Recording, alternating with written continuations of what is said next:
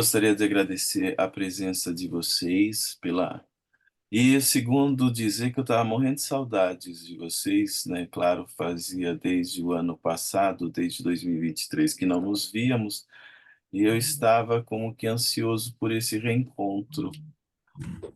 E fico feliz realmente de rever tanta gente amiga, tantos corações generosos, então de modo que eu fico muito grato mesmo primeiro pela generosidade, óbvio, e ter a paciência de vir escutar a gente numa segunda noite, eu imagino que é coisa de gente espírita mesmo, que quer alcançar um lugar melhor, né, no nosso lar, imagino, não sei. Acho que vocês estão querendo quantificar bônus horas, a minha ideia é Brincadeira, vamos conversar, vamos falar sério. E eu queria trazer hoje, como uma reflexão inicial, e eu fiz questão de colocar o seguinte: eu coloquei a reflexão nossa como Espiritismo e Filosofia Política Precursores, parte um, tudo bem? Por que que eu coloquei precursores? Claro, eu vou tratar de Aristóteles, de Platão, Sócrates, Platão, vamos tratar desses precursores. Mas eu queria e também pensar com vocês o seguinte: eu coloquei parte um porque o assunto é bastante largo. Então, talvez eu vou precisar de mais um outro dia, tudo bem? Claro, no mês que vem a gente volta dando continuidade a essas reflexões. Espero agradar nesse primeiro momento para que vocês permaneçam, né, nos próximos momentos. Então, a expectativa é essa. Agora, a ideia é pensar, se estudamos filosofia, existe um ramo da própria filosofia chamada filosofia política. E é interessante tentarmos pensar de que maneira se pode, já que se pensa espiritismo como filosofia, o nosso caso aqui, o NEF, se pensa a pensar filosoficamente o espiritismo. Aliás, não é só o NEF que propõe isso, óbvio. Kardec havia dito filosofia espiritualista, desde a obra inaugural, o Livro dos Espíritos, né, lá no caput, logo na primeira página, na folha de rosto, lá em cima. Vocês se lembram, está escrito lá, com todas as letras, letras garrafais, inclusive, filosofia espiritualista. Então, sendo uma filosofia, a gente sabe, a filosofia se presta a vários ramos, a metafísica, a ontologia, podemos pensar ah, a ética, e a política ela é muito importante de ser considerada como um ramo muito fértil da própria filosofia. Então, de que maneira a gente poderia pensar de maneira ajustada e, ao mesmo tempo, sem viagens, mas com alguma coerência, de que maneira poderíamos encaixar ou identificar ou situar mesmo o espiritismo nessa tradição filosófica, ou seja, a boa tradição da filosofia política. Tudo bem? E aí é uma discussão muito fértil, imagino eu, que seja uma discussão muito fértil, para que a gente entenda o que está posto desde os precursores. A gente aprende, vocês são leitores assíduos de O Evangelho segundo o Espiritismo, vocês veem lá, né, que Sócrates e Platão são precursores do cristianismo e do espiritismo. Está lá, sim, não é isso? Kardec situa esse lugar de destaque para esses dois filósofos, o Sócrates e o Platão, como precursores. E, no geral, o que que a gente tende a aproveitar, né, a tradição da filosofia socrático-platônica? Apenas conteúdos isolados de cunho moralista. E aí eu queria pensar com vocês, eu vi isso muito bem destacado num professor de filosofia, inclusive espírita, o professor Luiz Gustavo. Ele fez algumas indicações que eu achei muito pertinentes, né? Então eu acho que é legal aproveitar essa contribuição intelectual para que a gente possa pensar junto, pensarmos nessa direção. Então vamos pensar de que maneira a experiência da política se faz ou não presente no Espiritismo. Claro, o Espiritismo aqui eu me ocupo daquilo que está validado a partir, né, da contribuição inestimável de Kardec. Vocês me conhecem, eu me pauto na perspectiva espírita kardecista ou kardeciana, tá claro? E aí eu gostaria de dar conta com vocês de que modo isso está ou não posto lá na codificação, e de que modo nós poderíamos pensar que a base de uma filosofia política do espiritismo tem, claro, correlatos ou pontos de contato com as contribuições outras daqueles tidos como precursores, né? O Sócrates, Platão, até o Aristóteles, a gente pode pensar juntos, tá claro ou não? E a partir disso, tentarmos ver em que grau essa influência existe. Primeiro, precisamos entender se existe essa influência, se a filosofia política se faz presente no Espiritismo, primeiro ponto. Segundo ponto, se essa filosofia política, caso exista, ela possa ser pensada como tributária de alguns precursores. E eu penso precursores primaciais, né? Esses, no caso, esses já citados. Está claro isso ou não? Vocês topam fazer essa viagem? Vamos tentar pensar essa viagem juntos. E eu gostaria muito da honestidade de vocês para ver se tem sentido, se é pertinente esse tipo de recorte, reflexão, de análise, que pode ser groselha também, né? Estamos aqui absolutamente, como seres humanos, é, é, com as possibilidades de tropeço. Então, eu posso estar equivocado, né? Outros tantos que fizeram essa aproximação, como eu já citei há pouco, pode também ter se equivocado. Então, de que modo isso é pertinente ou não, ou vale a pena a gente pensar sobre, ou pensar nessa direção. Tudo bem, não? Tem muita gente aqui, que legal, gente. Tem um pessoal legal aqui, hein? Olha quanta gente. Tá aqui, ó. A Eliane, ó. A Eliane é minha amiga, por quem eu tenho um carinho reencarnatório. Eu espero, é um carinho reencarnatório. Acho que a gente já se encontrou tantas vezes, então a gente está de volta, né? Sempre. E eu quero que vocês saibam que isso vai continuar, tá? Não adianta você falar que não. Você vai continuar sendo minha amiga. Eu gosto muito de você. A Tereza é minha companheira, minha amiga de sempre, está sempre presente. Miriam, obrigado mais uma vez. Ó, tem gente que está com o telefone, eu não vou conseguir reproduzir o nome, então, por favor, minha memória é fraca, mas agradeço de antemão. Pode ser, ó, a nossa amiga que está com o número de telefone aqui, ó, mas Tem a obrigado. Clarice, A Clarice, a lembra da Kátia, Clarice? a Kátia, Tem a o Cristina também. a Cristina, o Rudy Meyer, ó, Rudy Meyer, o O Ruder Sidney, é de Zeus, outra casa. ó, Zeus. Zeus, graças a Deus, ó, Zeus está conosco, isso é muito bom para o Deus nosso me perdoe. politeísmo. É, brincadeira, Zeus, eu estou brincando, por favor, né? Hein? O Davi, a Marisa, a Ângela, a Jaqueline, o iPhone, que eu não sei quem é, mas deve ser uma pessoa muito legal. Eu acho que é a A Cristina. Cristina do iPhone. É, A Cristina? é a Ai, que nossa Cristina, a saudade! nossa Cristina, olha só. Que saudade, que Ah, saudade. é Que Ana bom que você está aqui. Cristina. É a Ana Cristina. A Aham. Elizabeth, amiga nova. Obrigado, Elizabeth.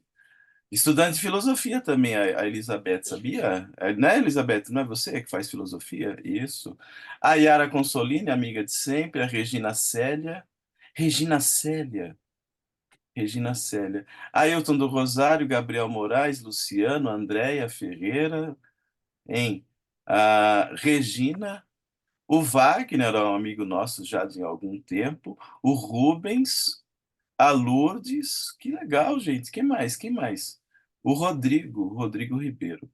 Então vamos tentar fazer isso. Eu posso projetar minha tela? Tem como fazer isso, Eliane? Eu fiz um slide. Não sei se vocês topam essa coisa de slide. Acho que é legal, né? Porque senão vocês ficam acreditando na minha palavra. Eu não quero crença, eu quero que vocês percebam que eu estou citando mesmo. Eu fui Pode buscar nos compartilhar, textos. Carlos, já. Então eu vou compartilhar o meu PowerPoint. Cadê? Muito bom. Opções de compartilhamento. Como assim? Opções de vários participantes podem compartilhar simultaneamente. O que é isso? Apenas o anfitrião. Ué, não tá dando aqui, tá? Peraí. Aqui. Então vamos lá, pessoas. Eu vou compartilhar o meu PowerPoint, pode ser? Vocês estão enxergando aí o PowerPoint? Sim. Power, Mega Blaster, Ultra Advanced Point, que está posto aí. Sim. Então tá aí, vamos pensar isso.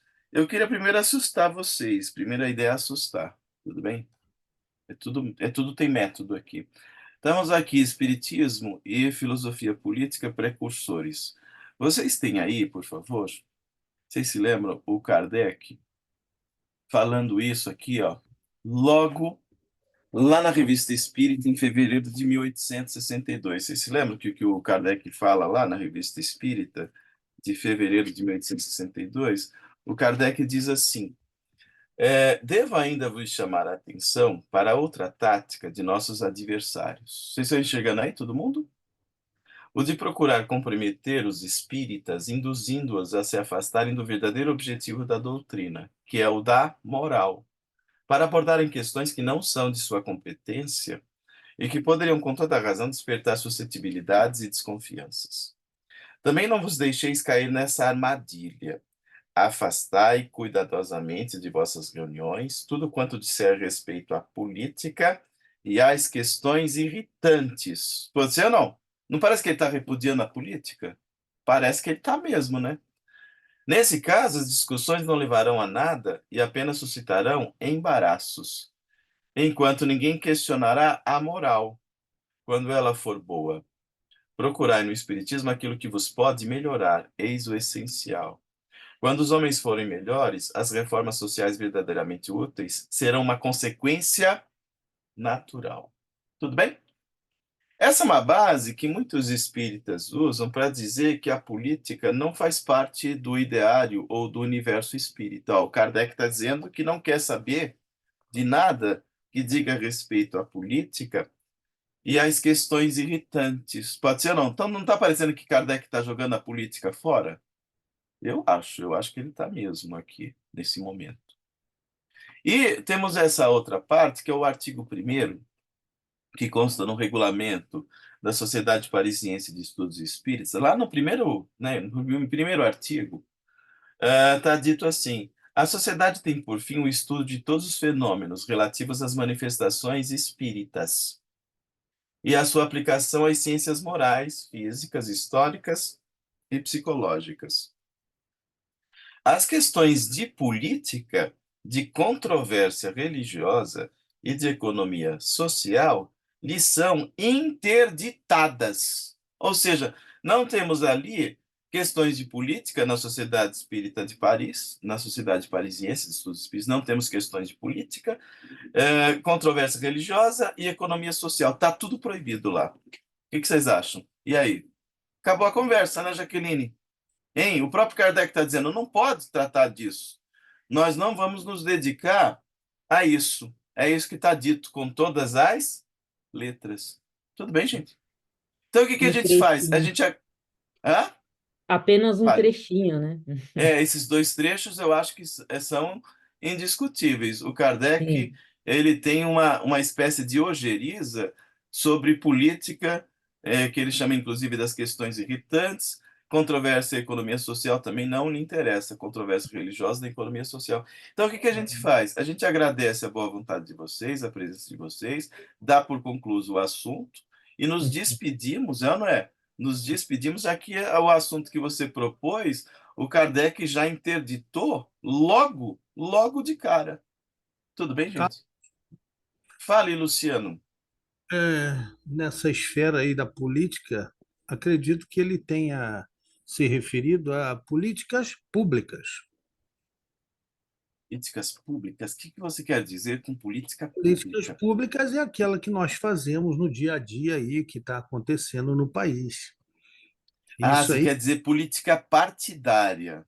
É e isso? políticas públicas partidárias, exatamente. Isso, política É, partidária. Isso é importante, isso é Foi importante. esse ponto aí que eu acredito que ele não quis abordar para não polemizar, que não é o interesse dele, não era o interesse dele de polemizar o tema, né?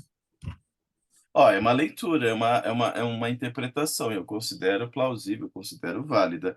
Parece-nos que as questões político-partidárias devem ser o mais possível evitadas na casa espírita. Eu concordo com isso, e você tem razão.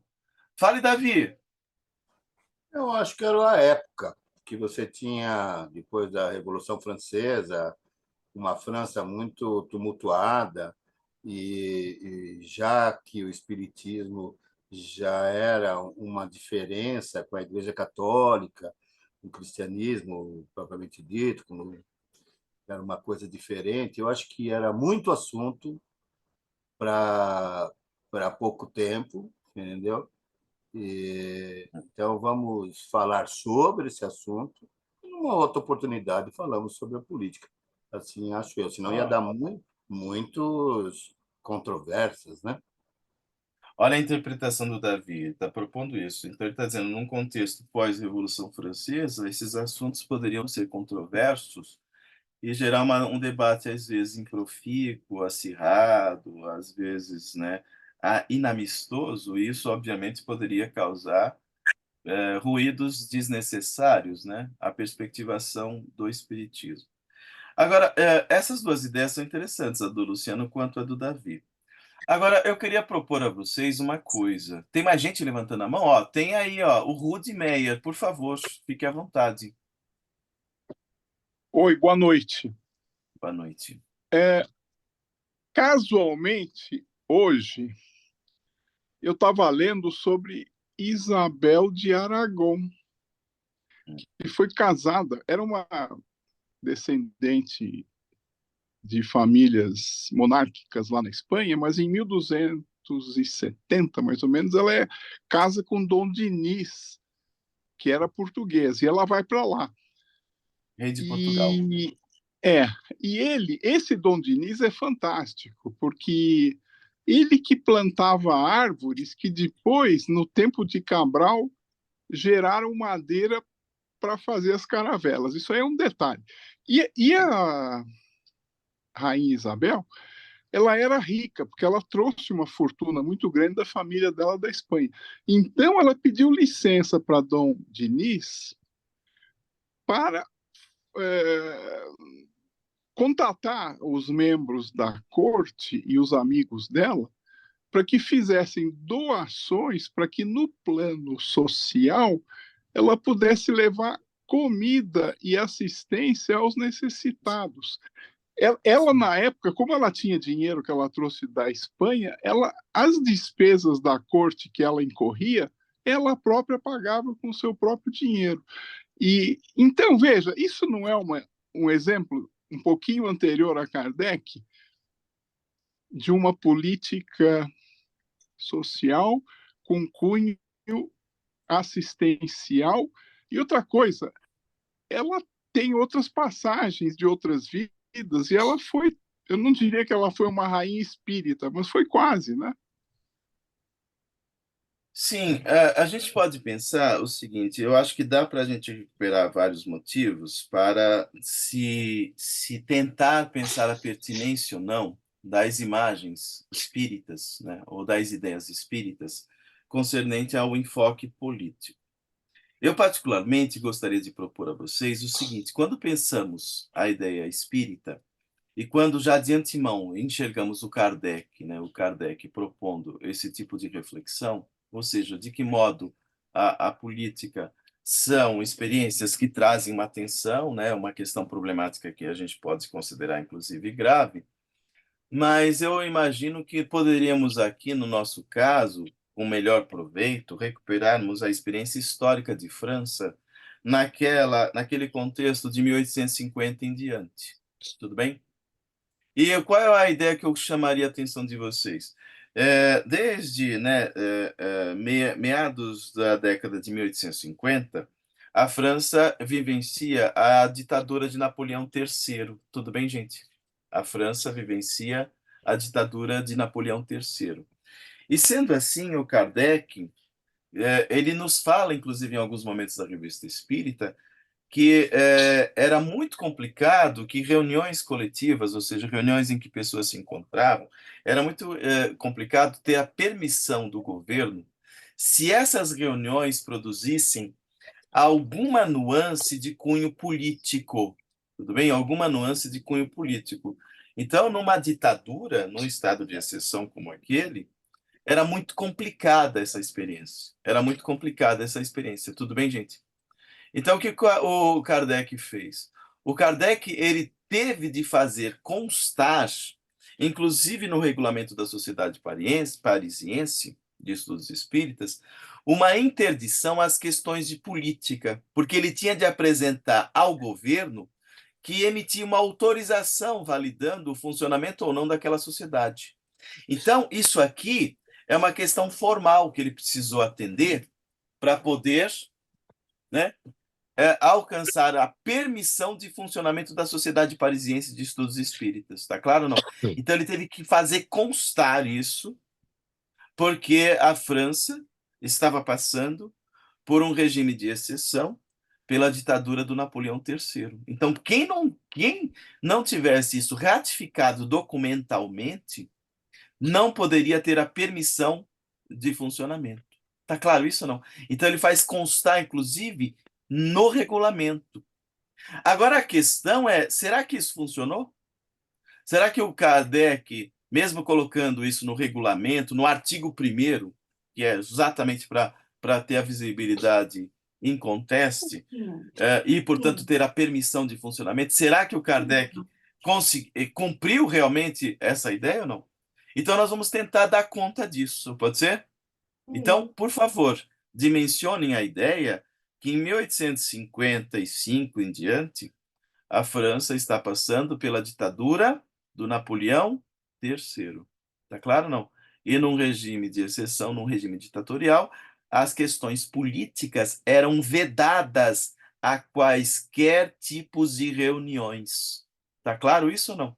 Então, Kardec tinha que constar isso em algum texto para poder alcançar, né, a sua permissão de funcionamento. Mas vamos ver como é que agora vai funcionar isso, pode ser? Vamos ver como é que isso vai funcionar? Vocês perceberam que aqui o Kardec diz nos 2 trechos que ele vai abordar questões de moral. Olha lá, ele diz lá na Revista Espírita de 1862, ninguém questionará a moral. Depois, lá no artigo 1º, a sociedade tem, por fim, todos os fenômenos relativos às manifestações espíritas e a sua aplicação às ciências morais. Vocês perceberam que eu destaquei aí para vocês, tudo bem ou não? Hein, gente? Tá claro? E aí, o que acontece, pessoas? O que acontece é que nós vamos olhar aqui o texto do Kardec, e eu queria muito pensar com vocês que a moral aludida por Kardec não deve ser confundida com uma moral burguesa. O Kardec tem um cuidado de pensar que a moral não atende a um requisito de circunscrição privada. No geral, os espíritas falam assim: olha, nós não nos envolvemos com questões políticas, porquanto estamos totalmente ocupados com a nossa reforma íntima. O que é a reforma íntima? É uma moral privada. Tudo bem, não? Então, eu preciso me modificar e o mundo depois, naturalmente, se modificará. Tá claro?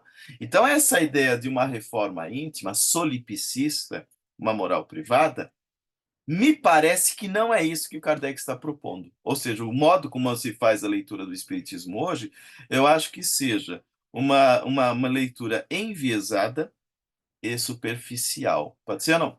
Não é uma moral privada.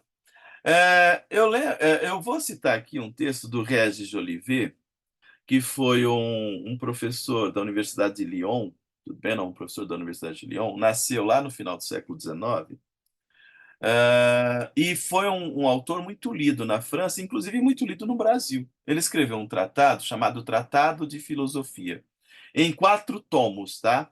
O tomo 4º, que é um tijolinho, trata só de moral. O tomo 4, lá do Régis Jolivet.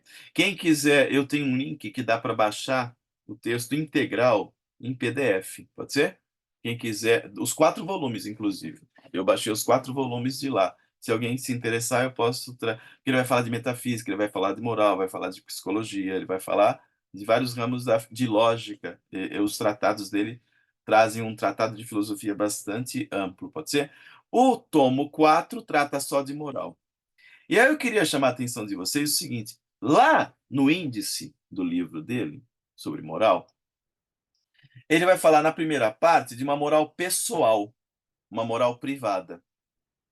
A moral pessoal, a moral privada, tende a ser uma moral perspectivada na ideia religiosa. Tudo bem? A moral pessoal de natureza privada tende a se firmar como tal numa perspectivação fundamentalmente religiosa. É a primeira parte, que ele chama de moral pessoal. Ele vai tratar isso em em vários capítulos, tá? A primeira parte é uma moral pessoal. A segunda parte, no entanto, ele vai falar de uma moral social. Atenção, ele vai falar de uma moral social. E na moral social, ele vai falar do que a moral social se ocupa das relações interpessoais. Tudo bem? Essa moral social não é uma moral privada.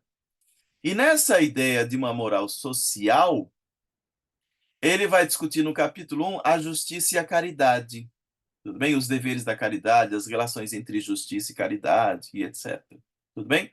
Então, me parece que o Kardec está, no caso espírita, muito mais ocupado com a moral social do que com a moral privada. Será isso verdade ou não? Será isso verdade? Hein? O que vocês acham? Será isso verdade ou não? Vamos pensar juntos. Pode ser? Por exemplo, ó, por favor, por exemplo, vamos pensar juntos. O Kardec nos fala na questão 524 de O Livro dos Espíritos, ele diz assim: a moral é diferente do moralismo. A moral é social. A moral de que se ocupa o Espiritismo é uma moral social. Não é uma moral privada, que é uma moral, né, que a gente chama de moralismo. No geral, hoje, os espíritas, sobretudo no Brasil, se pautam no moralismo, não numa moral social. É uma moral alienante e solipsista, individualista, atentadas apenas à noção de reforma íntima. Tudo bem? Isso não está em Kardec. O Kardec, aliás, está numa outra direção. Como é que isso aparece? Na questão 524, olhem a pergunta do Kardec aos espíritos. Eu não vou dar a resposta, só me interessa a pergunta, tá? Olha a pergunta que o Kardec faz. As advertências de nossos espíritos protetores têm por objeto único a conduta moral ou também a conduta a ter nas coisas da vida particular? O que vocês perceberam na pergunta? Ele faz uma distinção de conduta moral e conduta das coisas da vida particular. Então, o que ele está propondo? A conduta moral, ele quer dizer uma moral social. A conduta nas coisas, A conduta nas coisas de vida particular, essa é uma moral pessoal. Tudo bem, não? Então, o Kardec, ele sabe a distinção entre moral social e moral pessoal particular. Tanto que a pergunta dele não deixa dúvidas. Tudo bem, gente? Vocês estão enxergando isso ou não? Então, ele sabe a distinção entre uma moral social e uma moral pessoal privada. Tanto que a pergunta aí faz questão de marcar uma e outra. Tudo bem? Tranquilos? Hein, gente? E aí ele diz assim: o amor e a caridade são complementos da lei de justiça, pois amar o próximo é fazer-lhe o bem que está em nosso poder e que queríamos que nos fosse feito. Então, o que ele está dizendo? O amor e a caridade são complementos da lei de justiça. Se a caridade são complementos da lei de justiça, o amor e a caridade são complementos da lei de justiça, você concorda que se enquadra na moral social de que fala o Regis de Olivet? Hein, gente? Moral social, justiça e caridade, capítulo 1 do livro dele. Então, ele está propondo uma moral social e não uma moral de cunho individualista, pessoal ou privada. Tudo bem até aqui? Rudmeyer, por favor, fique à vontade. Abre o microfone. Se a gente se lembrar do Silvino Vanuto de Abreu, ele, em 1937, com medo do material ser perdido numa guerra, numa nova guerra, comprou do governo francês e trouxe para o Brasil caixas e caixas e caixas de papéis e originais do espólio de Kardec. O material agora digitalizado. Então, hoje nós temos esse material, isso já está começando a ser utilizado, tem 2 ou 3, tem o Figueiredo e aquela Paulo, outra moça que escreveu também sobre esse Paulo. assunto. Então veja, o problema é o seguinte, quando a gente fala de Napoleão, Napoleão sai de cena em 1870. Veja, Napoleão vai de 50 a 70, que é justamente um períodozinho lá de Kardec, que ele lança os livros dele. Veja, Kardec, se você pensar do começo da vida dele, ele teve 18 anos de produção intelectual. O Pentateuco espírita, da doutrina espírita, ele escreveu em 11 anos. E coincidentemente, está tudo dentro dessa. Quando você vai ver esse material que o Paulo Figueiredo. que o Vanuto de Abreu trouxe, tem coisas ali fantásticas e que revelam muito sobre o lado pessoal de Kardec e explicam, às vezes, certas atitudes dele. É um assunto muito delicado a gente falar de Kardec com tanta intimidade, mas nesse material existe. E se você vai analisar após o desencarne de Kardec, a viúva dele e a Berti Fropo tiveram muita dificuldade de levar a coisa para frente. Então, aí aparece a ajuda muito grande de Delane, de Denis e das próprias duas moças, que seria a Berti Fropo e a própria viúva Kardec. E veja, aí uma coisa muito interessante, essa Berti Fropo, que era a amicíssima da senhora Kardec, Chico Xavier nos trouxe uma série de informações. Adivinha adivinha qual foi a próxima vida da Berti Fropo? Marlene Nobre. Então, você tem essa Marlene Nobre que a gente conheceu até pouco tempo atrás. Então, nós temos muita informação. Eu estou lendo livros da Marlene agora, anotações dela, do tempo do Chico, etc.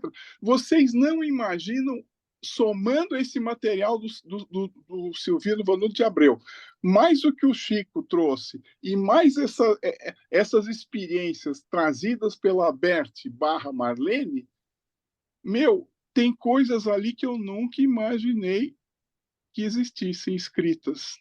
Era isso que eu queria falar. Obrigado. Então, a ideia é exatamente a de se pensar, hein, gente? De que modo a moral social está em oposição a uma moral particular, a uma moral privada. E o Kardec faz essa distinção. Tudo bem, gente? Agora, quando a gente vai ao texto do Kardec, nós vamos encontrar o seguinte: de que modo pode-se constituir, a pouco e pouco, uma noção de filosofia política a partir daquilo que temos dentro da própria experiência codificada pelo Kardec, ou da própria experiência que consta dos seus textos. Diz ele assim: mas onde se detém a crença do Espiritismo, dir-se-á, lede, observai e o sabereis. Toda a ciência não se adquire senão com o tempo e o estudo. Ora, o Espiritismo, que toca as questões mais graves da filosofia, a todos os ramos da ordem social, percebam? Lembra que o Kardec disse que não ia tocar nada de ordem social? Lá naqueles 2 textos? Agora ele está dizendo, o Espiritismo toca as questões mais graves, mais graves da filosofia. A filosofia política é uma das questões. A todos os ramos de ordem social, que abarca de uma vez o homem físico e o homem moral. O homem moral, de novo, naquele sentido social que está proposto anteriormente. O Kardec não está falando aqui de uma moral solipsista, individualista. Ele fala de uma moral social, tudo bem? É ele mesmo toda uma ciência, toda uma filosofia, que não pode mais ser aprendida em algumas horas do que em outra ciência, tudo bem? Então ele está dizendo que o espiritismo vai tocar sim em questões sociais, vai tocar sim em questões mais graves, né, da filosofia. Então ele não vai se negar ao debate, é isso que ele está propondo, pode ser? E aí ele continua assim, ó, proceder a uma comunidade de ideias em moral, em política e, sobretudo, em religião. Lembra que ele dizia que não ia tratar naqueles 2 primeiros textos? Agora ele está dizendo que vai tratar assim, ó, o espiritismo vai proceder a uma comunidade de ideias em moral, em política e, sobretudo, em religião. Tal será a obra da filosofia nova. Então, a filosofia nova, espiritismo, vai se ocupar de questões políticas? Está dito pelo texto. Sim. Vai se ocupar com ideias em moral e, sobretudo, em religião? Sim. Deu para entender ou não? Então, a filosofia nova do espiritismo não vai se ausentar desse debate. Ele continua dizendo: não nos enganemos. O estudo do espiritismo é imenso. Toca a todas as questões da metafísica e da ordem social. Discussão de ordem social é uma discussão política. O Luciano tem razão, não é uma questão de política partidária. Aliás, isso nem deve ser tratado em casa espírita. Cada um aqui tem suas preferências político-partidárias, eu tenho as minhas e tal, cada um tem a sua. Isso não deve ser, né, horizonte de proselitismo em casa espírita, isso eu concordo. Político-partidária, não. Mas as questões políticas, não. As questões políticas em sentido filosófico, em sentido reflexivo, elas estão no cerne mesmo da doutrina espírita. Tudo bem, não? E aí diz o Kardec, ó, o espiritismo, já o dissemos, se relaciona com todos os problemas da humanidade. O espiritismo, já o dissemos, se relaciona com todos os problemas da humanidade. Então, as questões sociais, as questões políticas, são problemas da humanidade. O espiritismo não vai se ausentar. Tudo bem, não? Então, por favor, a gente pegou aqueles 2 primeiros trechos em que o Kardec diz que não, mas agora ele vai, por vários outros textos, dizer sim, vamos nos ocupar de questões sociais, de questões políticas. É isso fundamentalmente, pode ser? E aí ele diz: aquele que não conhece do Espiritismo senão o movimento das mesas, vê nele apenas um divertimento. E não compreende que esse fenômeno, tão simples e tão vulgar, pudesse se prender às mais graves questões da ordem social. Discutir a ordem social é a discussão política, fundamentalmente. Em filosofia política é do que se trata. Tudo bem ou não? Então, vocês estão percebendo que o Kardec, há vários textos em que ele diz com clareza que as questões políticas, sim, fazem parte do horizonte espírita. Então, a filosofia política consta dessa filosofia nova que ele propõe. Essa filosofia nova, que é o espiritismo, vai se ocupar de uma comunidade de ideias em política, em moral e, né, e as questões sociais estão ali presentes. Tudo bem? E aí ele diz, o espiritismo tocando todos os ramos da economia social, agora ele fala de economia social, as quais presta o apoio de suas próprias descobertas, assimilará sempre todas as ideias progressivas, de qualquer ordem que seja. Fechou? De qualquer ordem que seja. Fale, Luciano, por favor.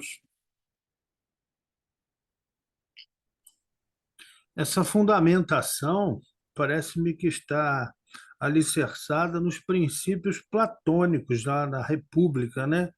Porque eu tenho, inclusive, eu publiquei um artigo no jornal sob o título A Construção do Homem Político em Platão. E os princípios e valores platônicos são os mesmos de Kardec, né? Ou vice-versa. Né? Valorizar o bom, né? Construir a identidade do ser humano para apreciar o bom, o belo e o justo. Sim. Eu vou demonstrar isso, inclusive, com os textos de Platão, dando sustentação ao que você está propondo. É perfeito. Pode ser? Ô, Luciano, depois se você quiser compartilhar o seu texto com a gente, vai ser um grande prazer. Fique à vontade. Pode ser? Mas você tem toda a razão, é isso mesmo. Claro, Agora, olha o claro. que o Kardec... Por favor, a gente adora ler textos bons, inclusive Posso de quem mandar estuda com a pelo WhatsApp do grupo? Por favor, será um prazer, por favor. Agradecemos. Tá Tudo certo. bem Eu até aqui ou não? O espiritismo se ocupa da economia social ou não? Se ocupa. Se ocupa de questões políticas? O Kardec por várias vezes vai dizer que sim. Pode ser? Agora, os espíritos falam de política na obra de Kardec? Resposta: sim. Os espíritos tratam de política na obra de Kardec. Você vai encontrar na Revista Espírita, de fevereiro de 1863, Paz aos Homens de Boa Vontade, um texto em que os espíritos dizem assim: vossos governos são bons, porque o governante e o governado terão aproveitado o espiritismo, ou seja, o espiritismo, segundo o testemunho desse espírito, vai auxiliar na reflexão que paute a condução de governos bons. Tanto o governante quanto o governado vão se beneficiar das reflexões espíritas. As reflexões espíritas, para beneficiarem tanto o governante ou o governado, tem que ter uma base de adensamento político, já que governante e governado são noções políticas. Tudo bem? Ao mesmo tempo, os espíritos, várias vezes, eles se colocam contra a alienação. Olha lá, quem leu aqui, ó, Alienação, lá na revista de maio de 1866. Olha o que diz um espírito lá, Lembranças retrospectivas de um espírito. Olha o que o espírito diz contra a alienação. Eles não sabem o que é pensar, julgar sadiamente e utilizar todos os recursos do espírito. Só interessa só o interesse os domina em toda a sua rudeza. Vivendo afastados do ruído da política, ou seja, quando você é alienado, você quer se afastar de tudo que envolva questões políticas. Ele chama essa pessoa de alienado. Ó. Vivendo afastados do ruído da política, das descobertas científicas, eles são como bois. O que são como bois? Conduzidos. Eles perdem a autonomia, a condução de elas próprias, ignorando a sua força. Prontos a aceitar o jugo e sob o golpe do aguilhão, vão à missa, ao cabaré, à aldeia, não por interesse, mas por hábito. Então ele está dizendo, quem vive afastado das discussões políticas, das descobertas científicas, são como bois alienados. Tudo bem, gente? Então os espíritos, eles fazem questão de marcar a ideia de que eles são avessos à alienação. Turma, a discussão sobre alienação é uma discussão política? Sim ou não? Está dado no texto, tá bom? Eis-me, eu que vós não evocais, ó, eis-me, eu que vós não evocais, mas estou desejosa de ser útil. Por minha vez, a uma sociedade cujo objetivo é tão sério quanto o vosso. Olha o espírito se apresentando à mesa mediúnica. Eu vos falarei de política. Olha o espírito dizendo isso na mesa mediúnica. Não vos assusteis. Sei em quais limites devo me encerrar. Então, é um espírito, ó, Dissertações e Ensinamentos Espíritas, está lá na Revista Espírita, de agosto de 1861, um espírito que vai falar de política. Ele vai falar da situação política da Europa, vai falar da situação política da Alemanha, de outros lugares da Europa, pode ser ou não? Ele diz assim, eu vos falarei de política. Não vos assusteis, sei em quais limites devo me encerrar. Ou seja, ele não vai entrar em questões político-partidárias, mas ele vai tratar de política. Ele vai falar dos contextos políticos atravessados na Europa. Tudo bem, não? Então, os espíritos falam de política, sim. Agora, quando você vai ao dicionário de filosofia, tem o dicionário de filosofia do Nicola Abaiano, pode ser ou não? Hein? Tem o dicionário de filosofia do Nicola Baiano. E o que você vai encontrar lá? Você vai encontrar as várias acepções que o verbete política assume, claro, numa tradição longínqua que vem desde o Aristóteles, passa por tantos outros, pode ser? Aí ele diz, política, com esse nome foram designadas várias coisas, mais precisamente, primeiro, a doutrina do direito e da moral. A moral social, tudo bem? 2, a teoria do Estado. 3, a arte ou ciência do governo. 4, o estudo dos comportamentos intersubjetivos. De novo, a moral social. O primeiro conceito foi exposto em A Ética de Aristóteles.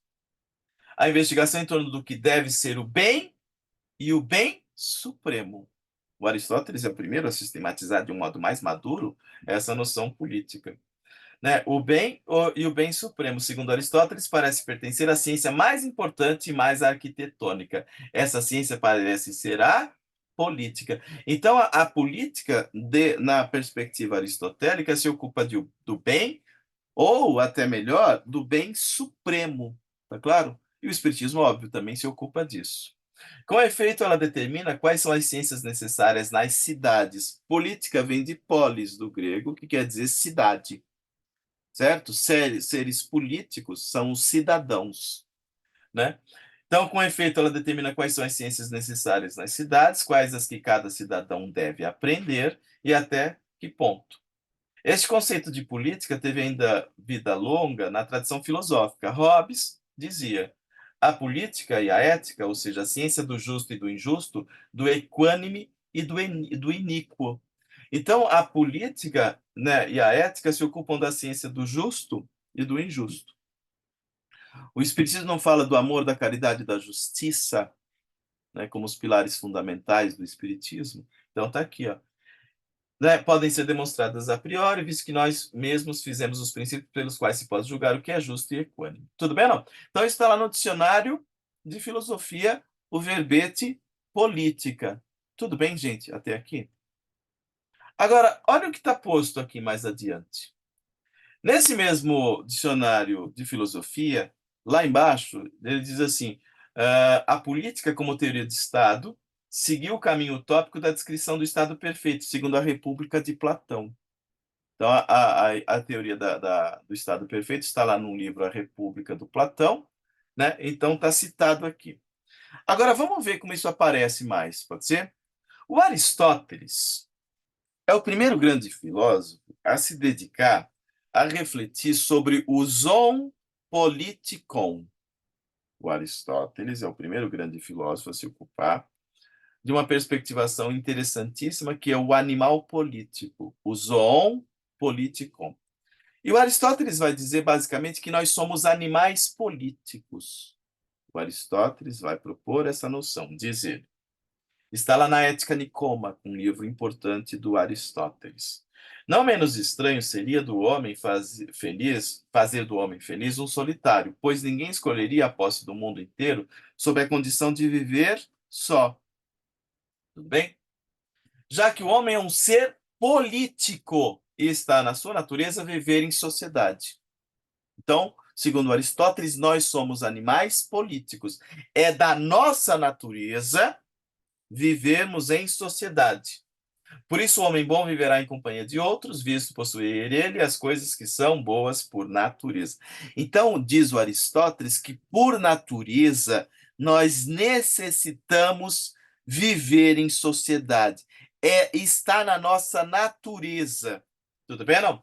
Então, a vida social, a partilha social, é próprio da nossa espécie. Nós somos animais políticos. Então, a felicidade, que é algo que em grego se chama eudaimonia, está intimamente ligada à ideia de convivência. Para sermos felizes, precisamos estarmos inseridos na vida social. É a vida em partilha. Tá claro isso ou não? Então, o Aristóteles vai propor isso. O Aristóteles ainda, num texto famoso chamado Política, o Aristóteles diz: a razão pela qual o homem é um animal político em grau mais elevado do que as abelhas ou qualquer outro animal é clara. A natureza, como dissemos, não faz nada em vão. O homem é o único animal que tem palavra, discurso, logos. A voz, fone expressador e o prazer, e os animais também possuem, já que a sua natureza vai até aí. Então, temos sons vocálicos nos animais. A possibilidade de sentir dor e prazer e expressá-las entre si. A palavra, porém, está destinada a manifestar o útil e o nocivo. Nós somos seres dotados de linguagem, de palavra, de linguagem complexa. Então, né, nós somos capazes de manifestar pela linguagem o útil e o nocivo. E, em consequência, o justo e o injusto. Essas noções os animais não têm. Tudo bem? E é esta a característica do homem diante dos demais animais: possuir só ele o sentido do bem e do mal, do justo e do injusto. É a comunidade dessas coisas que faz a família e a cidade. Tudo bem, não?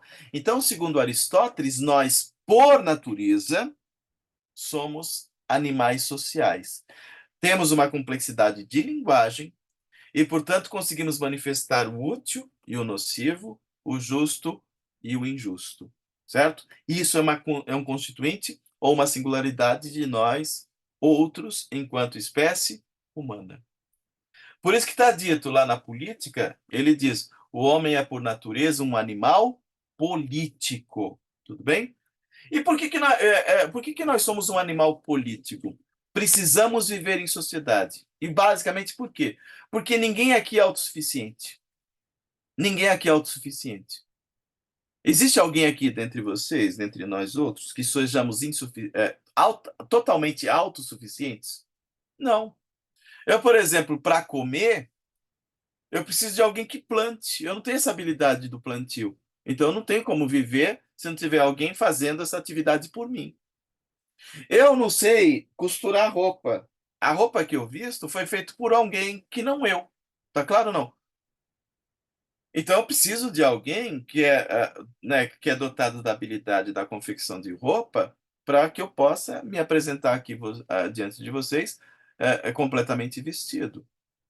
Tá certo? Ou seja, nós aqui sempre vamos precisar de alguém para fazer coisas que nós não fazemos. Nós, por nossa vez, também fazemos coisas que o outro não faz. A gente também oferece a nossa contribuição. Então, nós não somos autossuficientes. Eu preciso de um padeiro para comer pão. Eu preciso de alguém para confeccionar minha roupa.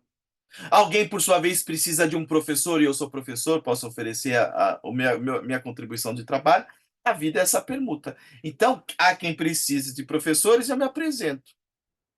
Há quem precise de padeiro, eu sou um deles, eu preciso. Então, ninguém aqui é autossuficiente, diz o Aristóteles. Portanto, necessitamos da convivência, da partilha social. Não somos autossuficientes. Tudo bem, não?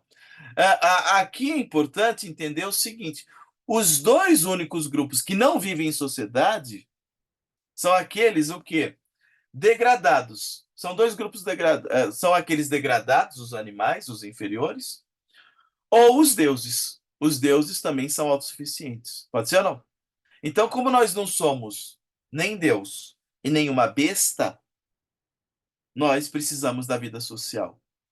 E, portanto, somos animais políticos. Precisamos viver na polis. Precisamos partilhar da vida social. Tudo bem? É isso que o Aristóteles propõe. Tá claro isso? Então, precisamos do outro compartilhando ideias e coisas. Ninguém aqui que consiga viver fora disso. Então, é da nossa natureza a vida social. Tudo bem ou não? Pode falar, Davi. O ermitão é um ser marginal. Ele é um ser que está Fora do tentando uma contexto. experiência avessa à nossa natureza. Tudo bem? Ele está funcionando num modelo fora da nossa natureza. A nossa natureza vai precisar, né? Ou se você é autossuficiente, ou você é uma besta, ou você é Deus, diz o Aristóteles. Ou você é um ser degradado, ou você é um ser muito acima das questões propriamente humanas. Você é um sobre-humano. Tudo bem? Agora, como é que a gente pode pensar isso no Espiritismo? Essas ideias estão no Espiritismo, essas ideias aristotélicas? E a resposta é o seguinte: o homem é um ser social por natureza, diz o Aristóteles. E o Espiritismo? O Espiritismo também diz a mesma coisa que o Aristóteles propõe. Questão 766 de O Livro dos Espíritos. Vê se não é Aristóteles na cabeça. A vida social está na natureza? E os espíritos respondem: certamente. Deus fez o homem para viver em sociedade. Percebam, por favor, a preposição para. A preposição para, em linguagem, a gente aprende, quer dizer finalidade, tudo bem ou não? Então, qual é a nossa finalidade? Viver sozinho ou vivermos em grupo? Dizem os espíritos. Deus fez o homem para viver em sociedade. Ou seja, nós somos animais políticos, seres sociais, consoante o Aristóteles propôs. Então, essa resposta dos espíritos confirma aquilo que o Aristóteles disse. Somos seres sociais por natureza. Por natureza. Ó. A vida social está na natureza, e os espíritos dizem: Deus fez o homem para viver em sociedade. Então, é para isso que nós fomos feitos, para a vida de relação. Deus não deu inutilmente ao homem a palavra. Lembra que o Aristóteles diz que nós nos distinguimos porque somos dotados de linguagem complexa? Os espíritos estão dizendo, ó, Deus não deu ao homem inutilmente ao homem a palavra e todas as faculdades necessárias à vida de relação. Vida de relação é próprio de animais sociais, nós outros seres humanos. Então a questão 766 do Livro dos Espíritos confirma o Aristóteles. Tudo bem? E aí temos mais, ó. Questão 768. A resposta dos espíritos diz assim: o homem deve progredir. Sozinho, ele não pode. Ó, é o que o Davi estava falando há pouco. Ó. Sozinho, o homem não pode progredir. Por quê? Porque não tem todas as faculdades. O que é isso? Se não tem todas as faculdades, nós não somos, como dizia o Aristóteles, autossuficientes. Nós não temos todas as faculdades. Se tivéssemos todas as faculdades, não precisaríamos da vida social. Então, já que o homem não é dotado de todas as faculdades, ou seja, não é autossuficiente, é-lhe preciso, essa palavra é muito importante, essa expressão, preciso é da ordem do necessário. É-lhe preciso contato dos outros homens. Então, somos seres sociais. No isolamento, o homem se embrutece e se debilita. E aí vem o comentário do Kardec, que eu acho importante, diz o Kardec. Nenhum homem tem as faculdades completas, ou seja, não somos autossuficientes. Ele está dando razão a Aristóteles. Pela união social, eles se completam uns pelos outros, para assegurar o seu bem-estar e progredir. Ou seja, qual é a nossa condição de progresso? A vida social. Sermos animais políticos. Por isso, diz o Kardec, tendo necessidade uns dos outros, somos feitos para, olha de novo a preposição com finalidade, somos feitos para viver em sociedade e não isolados. Então é da nossa natureza, o para quer dizer uma finalidade, é da nossa natureza a vida social. Tudo bem, não? Não é a mesma coisa que o Aristóteles disse? Hein, gente? Nessas questões, os espíritos estão ratificando o que o Aristóteles disse. E a vida social, a vida em sociedade é próprio da filosofia política. Então, o espiritismo tem uma filosofia política? Temos. E está, inclusive, ratificando um texto do Aristóteles chamado Política e um outro texto do Aristóteles chamado Ética Nicômaco. Tudo bem, não? Então, temos uma filosofia política? Temos. Conforme ou consoante aquilo que já fora proposto anteriormente na filosofia política aristotélica. Então, atenção, o espiritismo tem uma filosofia política. Os laços sociais são necessários, questão 774, ao progresso, ou seja, ninguém progride sem o contato com o outro. Laços sociais são necessários. E os laços de família estreitam os laços sociais. Para que serve a família? Para o estreitamento dos laços sociais.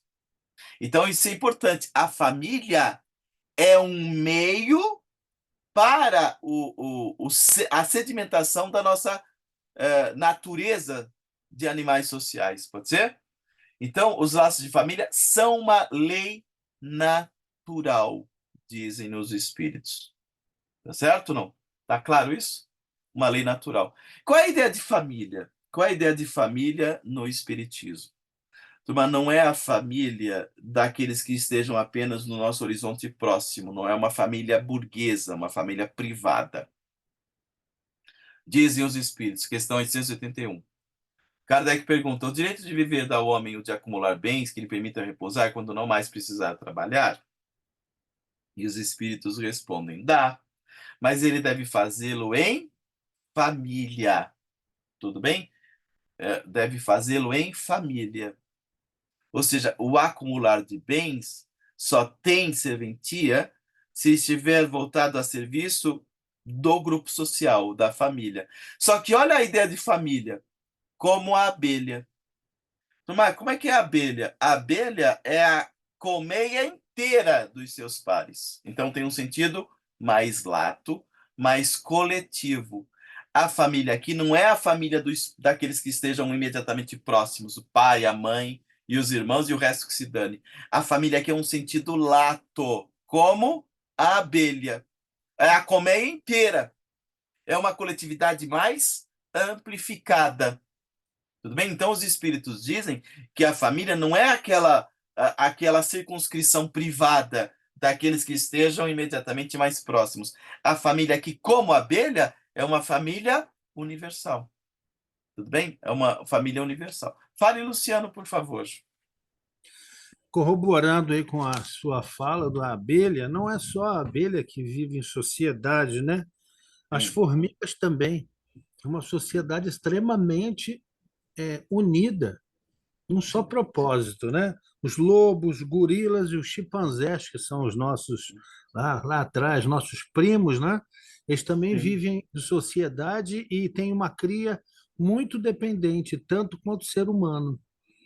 Até Isso, aí aí eu já não posso nem dizer exatamente, mas talvez possamos dizer que o Homo de Neandertal já vivia numa sociedade antes mesmo dos Sapiens, porque para viver em cavernas, fazer aqueles desenhos que a gente conhece, né?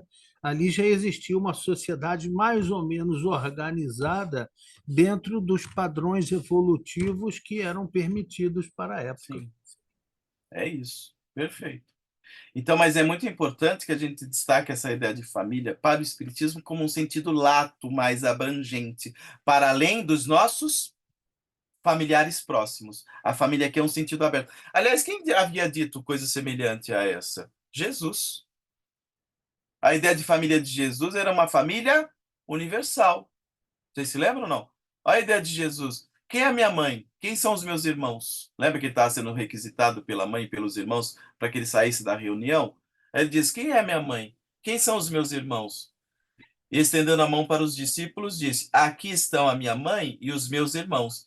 Pois quem faz a vontade do meu Pai, que está no céu, esse é meu irmão, minha irmã, minha mãe. Então, quem era a família de Jesus? Todos os que estavam em volta dele, não os familiares próximos. Então, a ideia da família em sentido universal, não essa família de uma circunscrição de poucos, é uma família em sentido mais lato. Tá claro ou não? O Espiritismo corrobora a noção de Jesus, e isso é muito interessante de se notar. Tudo bem? O que mais? A família não é o meio. Hein, gente? A família não é o meio. Desculpa, a família, aliás, é o meio, tá claro ou não? E é o que? A família é o meio, na verdade, para um fim maior, que é a coletividade mais abrangente. A sociedade se sobrepõe. Então, segundo o Espiritismo, segundo Platão, segundo Aristóteles, essa ideia tem de ser pensada num horizonte mais, digamos assim, abrangente. A família é um meio para o estreitamento dos laços sociais. Aqui está dito lá na questão 774. Os laços de família estreitam os laços sociais. Então, a família é um meio para alcançar uma finalidade, que é o laço social mais abrangente. Tudo bem, gente? Até aqui. E aí nós vamos aqui a Platão, pode ser? Em Platão temos um texto muito politizado e que, no geral, se leva apenas para um horizonte moral ou moralista, que é o mito da caverna em A República. A gente não vai ter tempo de discutir essa coisa hoje, mas a gente poderia. Temos um outro texto político, temos Górgias, vários textos, né? E aí eu peguei aqui um trecho que consta daquele livro da História da Filosofia do Miguel do Reale, né, do Giovanni Reale, e do Antissérie, que é um tratado de filosofia bastante interessante, em que olha só o que está sendo dito. Essa ideia de fé raciocinada que o Espiritismo propõe, o Reale e o Antiseri enxergam na filosofia de Platão. Lembra que o Kardec usa essa expressão, fé raciocinada? Essa é uma interpretação plausível e aplicável também à filosofia do Platão. Diz ele, na verdade, em muitos diálogos a partir do Gorgias, a filosofia de Platão relativa a certos temas se configura como fé racionalizada. O mito procura clarificação no logos, e o logos busca a complementação no mito. Em síntese, ao chegar à razão aos limites extremos de suas possibilidades, Platão confia à força do mito a tarefa de superar. Aí ele diz: a verdade fundamental que os mitos procuram sugerir e fazer acreditar é uma fé, é uma verdade de fé raciocinada, como vimos na sessão introdutória. Em síntese, essa verdade consiste em admitir que o homem encontra-se de passagem na Terra e que a vida terrena constitui uma prova. Tudo bem? O Espiritismo diz isso também, não diz? A verdadeira vida situa-se no além, no Hades. Hades quer dizer invisível aqui, tudo bem? No Hades, a alma é subjugada exclusivamente com base no critério da justiça e da injustiça. Vocês se lembram que a moral social se ocupava da caridade e da justiça? Olha o verbete justiça proposto na filosofia platônica. Da temperança e da devassidão, da virtude e do vício. Com nada mais se preocupam os juízes do além, de nada importa o fato de que a alma tenha sido a alma de um grande rei ou de mais humilde dos súditos. O que conta são apenas os sinais de justiça e de injustiça que a alma traz. Quais os sinais de injustiça ou injustiça? O modo como esse alguém se relacionou com o seu próximo na vida social. O modo como esse alguém se portou na relação com o seu próximo. Percebe? É a vida social que vai validar a sua grandiosidade de espírito. O seu modo de relação, justa ou injusta, violenta ou humana, que você tenha estabelecido na vida intersubjetiva ou na experiência intersubjetiva. Então, essa noção é política que está dada na filosofia de Platão. Tá certo ou não? E o Espiritismo? O Espiritismo tende a propor coisas semelhantes. Mas eu vou continuar um pouco com o texto do Reale, pode ser? Diz o texto do Reale. No diálogo Górgias, Platão faz Sócrates pronunciar as seguintes palavras: creio ser eu, dos poucos atenienses, para não dizer o único, diz o Sócrates, que tenta realizar a verdadeira arte política. Então, temos uma arte política na vivência do Sócrates com os seus pares, uma arte política. E o único entre os contemporâneos que a pratica. A verdadeira arte política é a arte que cura a alma e a torna a mais possível virtuosa. Então, a arte política é a arte que cura a alma e a torna o mais possível virtuosa, sendo por isso a arte do filósofo. Quem quiser ser filósofo tem de exercitar na relação com a coletividade, na relação com a polis, essa relação de justiça, para que ele, filósofo, enquanto filósofo, se exercite na arte política, ou seja, na arte de convivência com o outro. A arte política supõe a arte de convivência. É o Sócrates, exemplificando essa ideia.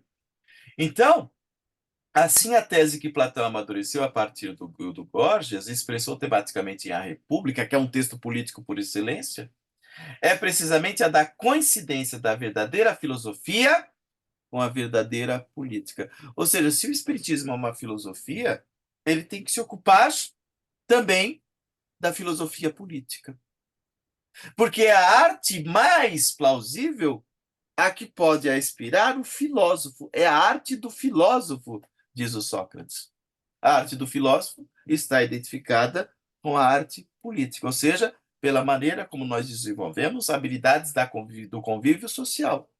As habilidades no convívio social. Então, somos animais políticos, dizia o Aristóteles, e precisamos exercitar virtuosamente a arte do filósofo, que consiste na verdadeira arte política. Tudo bem, não? E aí entra a ideia do ideal do governo intelecto-moral, que está na República de Platão, que é também ratificada pelo Espiritismo. O ideal do governo intelecto-moral. Vamos lá? Tudo bem até aqui, gente? Tranquilos até aqui? Hein? Olha lá, por favor. Olha lá, por favor. Cada um percebe bem a sua força. Olha o que está posto na questão 917 de O Livro dos Espíritos. Cada um percebe bem a sua força ou a sua fraqueza e saberá ter sempre uma espécie de deferência para aquele que a mereça, pela sua virtude e sua sabedoria. É importante destacar isso, a fim de que aqueles que se creem superiores conheçam seus deveres, para merecer essas deferências, tanto de virtude quanto de sabedoria.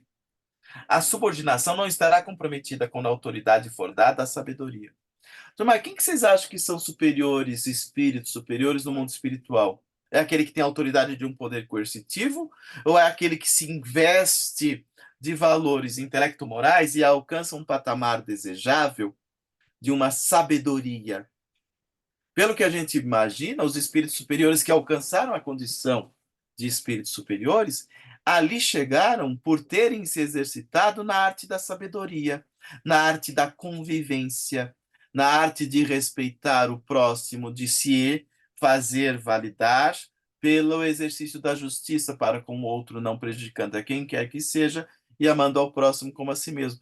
Quando você se exercita nessa arte de convivência, você alcança um novo patamar de superioridade espiritual. E, portanto, a sabedoria é uma autoridade conferida ao amadurecimento de uma moral social, que você vai cultivando a pouco, nas várias encarnações. Tudo bem, não? Essa é uma ideia de um governo validado por um ideal intelecto-moral. Está no Platão, está no Espiritismo. Olha o que diz, por favor, o que está dito no Evangelho segundo o Espiritismo, capítulo 10. Não há autoridade legítima aos olhos de Deus, senão aquela que se apoia sobre o exemplo que dá do bem. Quem é a autoridade? É aquele que é dotado de poder coercitivo, do monopólio da violência, através da figura de um déspota? Esse déspota, esse que é dotado de uma moral violenta, coercitiva, no mundo espiritual não tem valor nenhum. Tudo bem, não? O despotismo dele não vai. A autoridade legítima, segundo o Espiritismo, é aquela que se apoia sobre o exemplo que dá do bem. Ou seja, a autoridade legítima, segundo o Espiritismo, é a autoridade intelecto-moral. Tudo bem, não? É essa a ideia. Tudo bem? Quem é o maior no reino dos céus de Jesus? Jesus diz que o maior no reino dos céus é aquele que se fizer aqui menor e servidor de todos. Ou seja, é aquele que der um exemplo de um amor incondicional na sua relação com o próximo. Está claro isso, gente? Olha o que está dito lá em Obras Póstumas. Tem um texto maravilhoso do Kardec em Obras Póstumas chamado As Aristocracias. E olha o que está dito. É a República Democrática Intelecto-Moral. A República Democrática Intelecto-Moral, diz o Kardec. No estado atual das coisas, ou seja, nesse momento, século XIX, século XX, século XXI, os maus estão em maioria. Tudo bem? É o que a gente consegue ainda enxergar.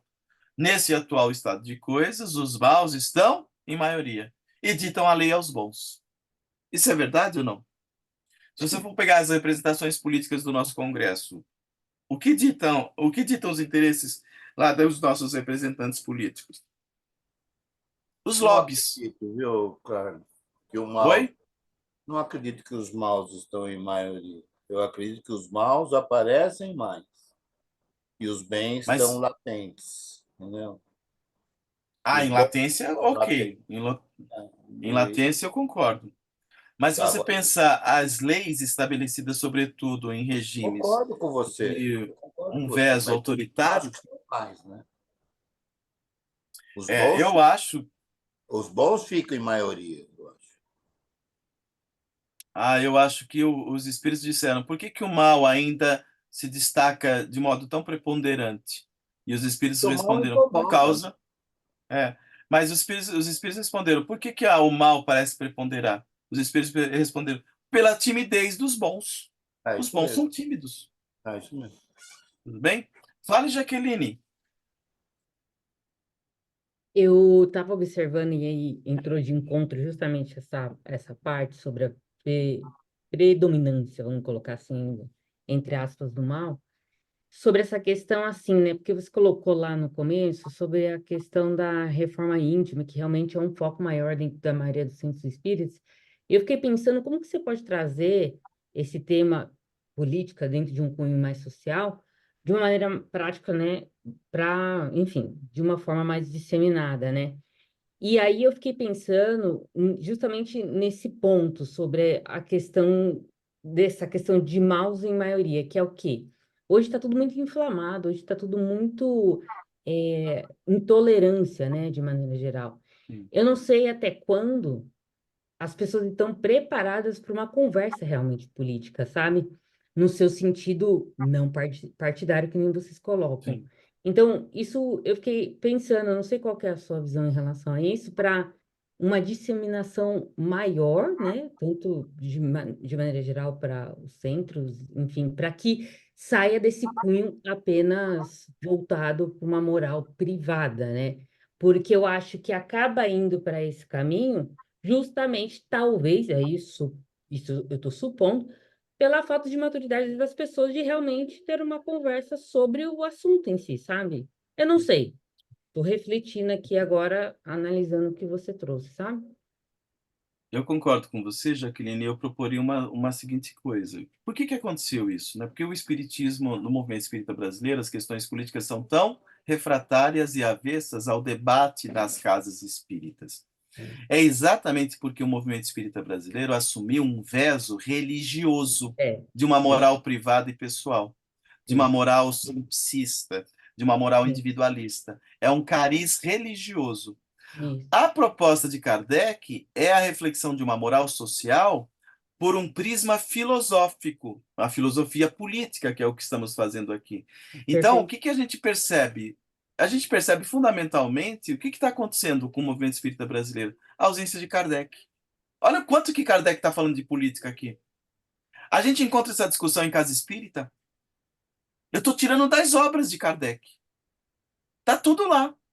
E Sim, quantas vezes a gente ouviu coisas desse tipo em casa espírita? Alguém citando minimamente essas coisas. Ninguém faz isso.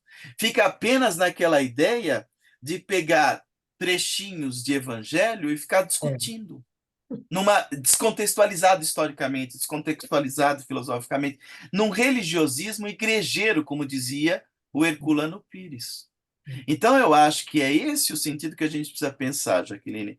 O super, quanto que nos distanciamos dessa reflexão madura proposta por Kardec. Essa reflexão de uma filosofia política de base, que está atravessada no cerne mesmo do Espiritismo, ela está totalmente esterilizada, invisibilizada e até mesmo ausente. Então, o que que aconteceu com a gente, né, Jaqueline? O movimento espírita, ele tomou um outro caminho. Ele não é kardecista. Ele é chiquista, ele é divaldista, ele é qualquer coisa, ramaticista, ele é rostanhista, ele é qualquer coisa. Ele não é kardecista. O Kardec foi posto de fora da casa espírita faz muito tempo. O Kardec foi posto de fora. Por isso que essas coisas não aparecem. não, Percebe com ou não? certeza. É, É não, com isso, eu certeza. acho. Coloco num prisma de talvez eles terem um receio. Aí, supondo, tá? Não estou falando nada com propriedade aqui. De talvez as casas espíritas evitarem falar do tema, porque às vezes as pessoas, justamente por a gente estar num momento muito inflamado em questão partidária de maneira geral, Sim. evitar falar do assunto para justamente não ter interpretações e vieses porque assim, né, querendo ou não, você ter o controle dentro de uma casa espírita do que cada um vai falar dentro de, enfim, circunstâncias muito particulares é um pouco difícil. A minha questão eu concordo plenamente, eu acho que tem que falar, eu acho que tem que ter palestras até mais voltadas para esse tema, teria que se ter, né? Enfim, mas fugiu, Sim. tudo mais.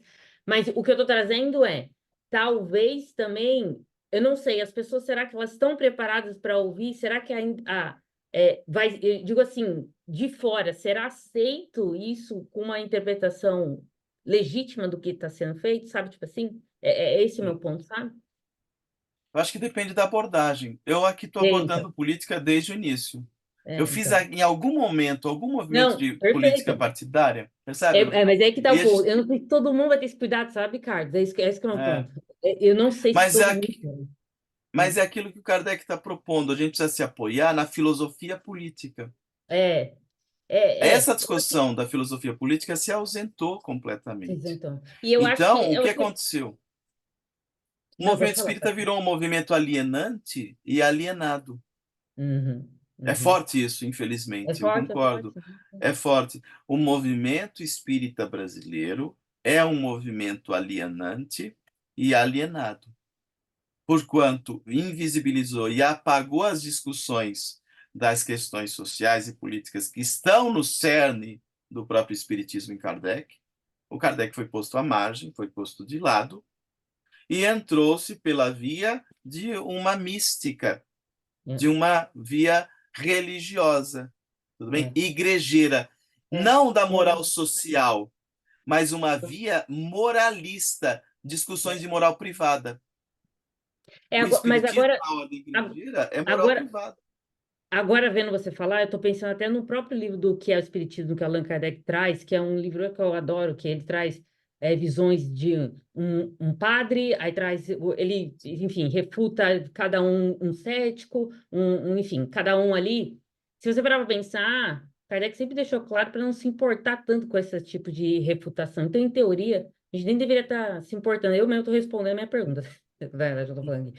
Porque essa importância quer dizer, esse excesso de cuidado que talvez os centros, de uma maneira geral, tiveram, fez com que a gente caísse nessa alienação e, consequentemente, tirando realmente Kardec desse pano, que principal, que é um dos mais Eu, importantes, em verdade. Então, ou seja, deveria se falar independente, né, do que seria, enfim, dito de maneira geral, né? É o que eu, é isso. sozinha aqui refletindo, tô chegando aqui. Não, sem reparos, eu concordo absolutamente com o que você está propondo. Isso é É, verdade.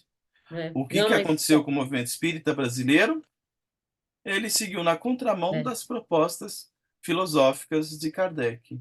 E Não, mas quando eu vejo isso há muito tempo.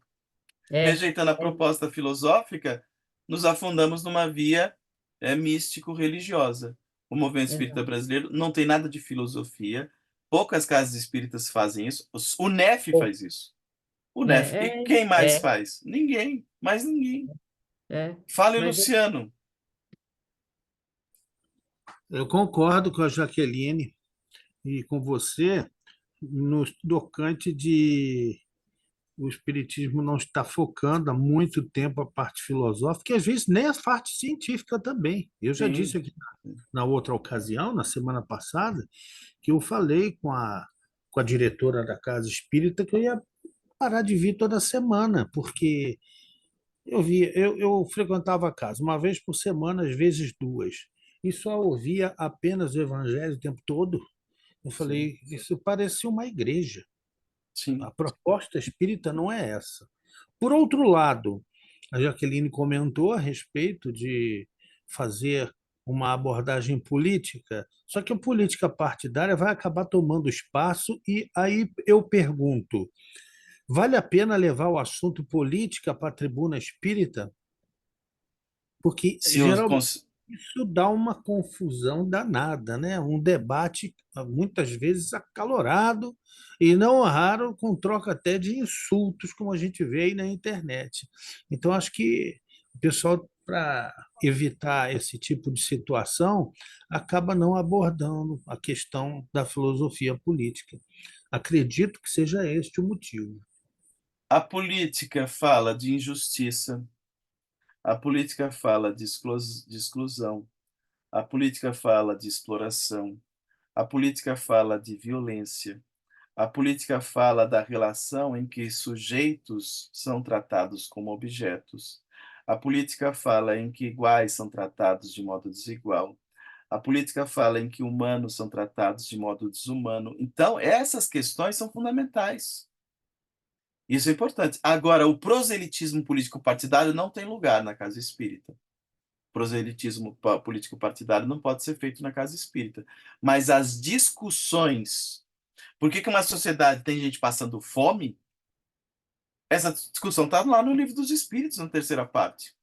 A discussão por que existe uma sociedade que ainda tem preconceito de várias ordens, essa discussão tem que ser trazida para a casa espírita. Porque as minorias sociais, muitas delas, são severamente negligenciadas, quando não perseguidas, essa discussão está posta em O Livro dos Espíritos.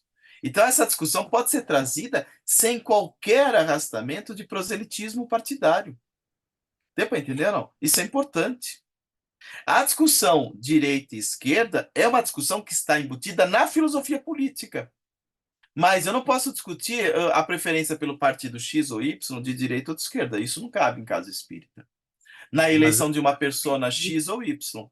Mas as discussões da filosofia política, elas são fundamentais.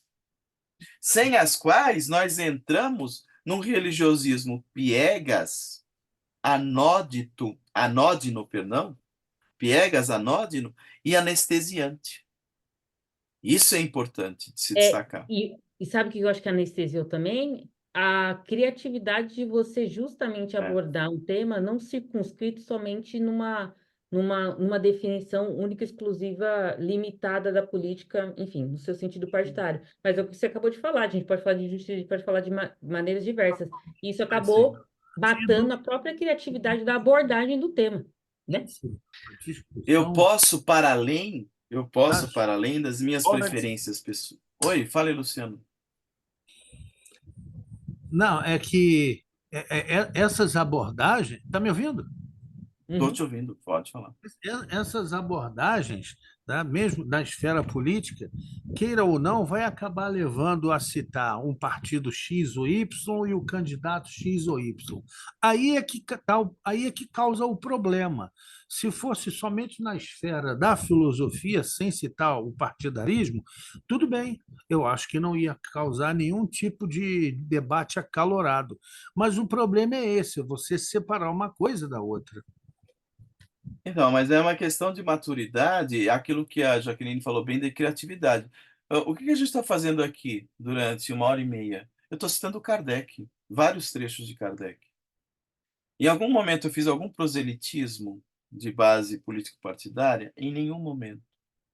Em nenhum momento. E não devo fazê-lo, fica claro. Pode ser? Tenho as minhas preferências pessoais? Tenho, mas elas são minhas. Tá? Que é próprio do meu exercício de cidadania, claro, eu tenho direito a elas, inclusive, pode ser? Mas eu preciso pensar o que está dado no texto de Kardec, enquanto reflexão, para que na pauta do Kardec eu possa pensar como quais os assuntos possíveis. O Kardec diz, nós não nos negamos a nenhuma discussão de base filosófica. O Espiritismo não pode se ausentar de nenhuma discussão de base filosófica. Sabe, tocam todas as questões de ordem moral, economia social, então eu posso falar de desigualdade, eu posso falar de exploração, posso falar de violência, e as questões políticas, o Espiritismo não foge de nenhuma delas. O Espiritismo fala de aborto, o Espiritismo fala de escravidão, o Espiritismo fala de desigualdade, o Espiritismo fala de intolerância. Essas coisas são todas do universo da filosofia política, e precisamos falar delas. Precisamos falar delas. Tudo bem, não? Então, isso é muito importante. Então, eu vou fechar aqui o nosso último texto. Eu ainda teria mais folhas de slide para trazer, mas como eu disse, é parte 1, a gente continua numa próxima, pode ser? A gente continua numa próxima. Mas o Kardec... Aliás, vou fechar aqui, vou parar com aqui. Depois eu faço numa próxima vez, eu vou assinalar exatamente esse ponto onde paramos, pode ser? Eu vou Desculpa, parar. Carlos, eu atrapalhei sua apresentação, só foi. De jeito nenhum. A ideia é continuar. Nós vamos continuar no próximo mês essa discussão, pode ser? Eu vou dar continuidade a isso. Temos mais coisas a trazer. Mas o que eu queria pensar, fundamentalmente, a gente vai continuar depois, é a ideia, no Espiritismo tem uma filosofia política? E o Kardec nos deu vários exemplos que sim. O Espiritismo se ausenta das discussões políticas, e nós demos vários exemplos em que Kardec diz que não pode se ausentar. Os espíritos nos falam de alienação, nos falam de alienação. Os espíritos nos falam de amor, caridade, justiça, que é próprio de uma moral social. Os espíritos nos falam de amor, de caridade, de justiça, que é próprio de uma moral social. Então, a moral proposta pelo espiritismo não é uma moral privada, não é uma moral pessoal e solipsista. É uma moral de cunho e de horizonte mais amplificado no plano das relações humanas. Então, é muito importante se entender. Platão propôs, Aristóteles propôs, Sócrates propôs. Então, nós temos nesses precursores uma base de consideração de várias influências que chegam no texto de Kardec, que estão na pauta do texto de Kardec, e que, no geral, foram negligenciadas pelos epígonos, ou seja, pelos continuadores do Espiritismo. Então, é essa denúncia que eu faço. Davi, já passo para você. É essa denúncia que eu faço. O que temos hoje é um igrejismo que anestesiou, que invisibilizou, que alienou, entrando numa pauta moralista e não numa pauta de uma moral social. A pauta moralista é aquela moral privada, de ficar ocupado das intimidades alheias. Não é isso que os conservadores religiosos fazem? Ficam fiscalizando a vida íntima dos outros. Vários espíritas entraram nessa, de ficar sendo fiscal da vida sexual alheia, para dizer o que é certo ou o que é errado. Isso não está dado no Espiritismo. O Espiritismo não propõe esse tipo de, sabe, de postura, que, aliás, é uma postura de intolerância, de desconsideração pelas virtudes do outro. Percebe ou não? Então, a gente pode considerar esse sentido mais amplificado. Então, é isso que eu gostaria de dizer a vocês. Quanta falta faz Kardec? O quanto Kardec foi colocado, escorraçado mesmo, do nosso horizonte espírita. Então, eu acho que seja isso, Jaqueline. Estamos numa vivência espírita de um espiritismo sem o seu fundador. É, Estamos numa vivência espírita em que o fundador foi colocado à margem. Kardec hoje é marginalizado. é, Falar é, de Kardec hoje é quase uma heresia é, para essa gente. Se você falar, se citar todas essas passagens que eu citei de Kardec, você nem é convidado nunca mais a voltar àquele centro. Eu já fui, ô Jaqueline, é sério, eu já fui já interditado em várias casas espíritas. Por é, quê? Porque eu me atrevo a trazer Kardec. Eu acho que também, né, é exigir demais, né, dessas pessoas mesmo, né? Olha, que absurdo você trazer essas coisas com o Kardec. São questões irritantes, são é, questões indigestas, sabe ou não? exato. Kardec falar dessas coisas, não. Então tem que ficar naquela pauta, sabe, de trechozinhos de moral, de trechos É, descontextualizados, retirados do Evangelho, e versículos da Bíblia, tipo Pão Nosso, Fonte Viva, e a gente ficar só abrindo aleatoriamente e fazendo espiritismo assim, de ler livros de páginas. É um é, espiritismo de livros de páginas soltas. é, Isso virou espiritismo hoje. Espiritismo hoje é isso. É espiritismo de livro de página. Tiradas aleatoriamente, ao acaso, né? Assim que se faz ou não? Você abre ao acaso, lê aquele recorte, totalmente descontextualizado, não tem repertório histórico, não tem repertório filosófico nenhum, é só moralismo, moralismo, moralismo, moralismo. Então o espiritismo virou isso. não, E sim, o que a gente está fazendo aqui foi pro vinagre. A gente é persona não grata mesmo, porque o que a gente está fazendo aqui é algo que está fora, não está na pauta mais. Isso aqui é coisa velha, né? Muitos dizem. Kardec está superado, não é o que dizem? Fale, Davi. O Davi, depois alguém mais. Quem levantou a mão para a gente fechar? Parabéns, é muito legal, foi ótimo. A parte filosófica, histórico-filosófico, muito legal. Pergunta: o que nós estamos fazendo no planeta Terra? É, O que a boa. gente está fazendo aqui? É assim, Nós. tudo isso que você falou são relações materiais, tanto não partidárias, né? E, e aí, para quê? Para evoluir, né? Acredito eu, né? Para a gente chegar no bem. E a proposta é o bem, e o bem é não fazer o mal, e ser caridoso, e ser justo, e ser social, né? Então, o que nós estamos fazendo no meio dessa bagunça aqui, você entendeu? Quem é Eu que. diria, Ah, eu diria assim, Davi. O que nós estamos fazendo é empanando, atravancando e até atrapalhando o desenvolvimento de um espiritismo filosófico. O que o movimento espírita brasileiro fez foi um desserviço à contribuição indispensável, e desenvolta e crítica que o Kardec propôs e que ele foi sendo posto à margem. Então, é essa a questão. Nós outros, quando abandonamos essa reflexão filosófica, que está no cerne, do texto espírita, nós estamos servindo de pedras de tropeço. Então, esse pieguismo, esse moralismo religioso, esse igrejismo de que nos fala o Herculano Pires, é o processo que está atrapalhando o desenvolvimento de uma emancipação do sujeito. Quando a gente porque eu fala de falo assim, o filosofia de verdadeiro autonomia, socialismo é o espiritismo. O a gente espiritismo pode. é erro, entendeu? Não tem por que você querer o mal aos outros ou fazer tirar vantagem dos outros. Porque no materialismo, ele não é. Ele é político partidário, mas no espiritual, não. Né? Não. É o que está acontecendo. Então, eu acho que a gente é persona isolada, voz isolada nesse deserto espírita. Nós somos vozes isoladas.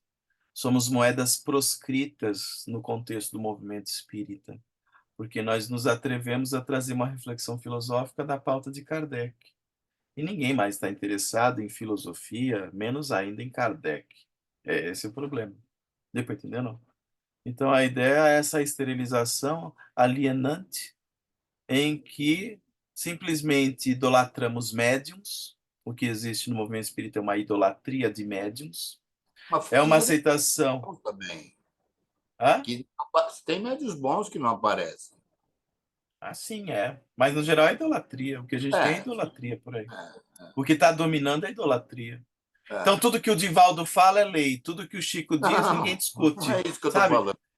Não, é o que acontece, cara. É o É o que que acontece. acontece. É o que está por aí. Isso é tudo menos espiritismo. O Kardec nunca faria isso. Idolatrar um médium. Aliás, ele nem colocava o nome dos médiums que Ele era um participaram ser. da codificação. E Ah, aqui o que a gente faz? A gente idolatra. A gente virou sabe, uma idolatria mesmo.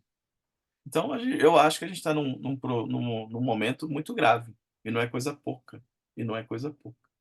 Estamos num moralismo é. privado, religioso, piegas, anestesiante, alienado e alienante.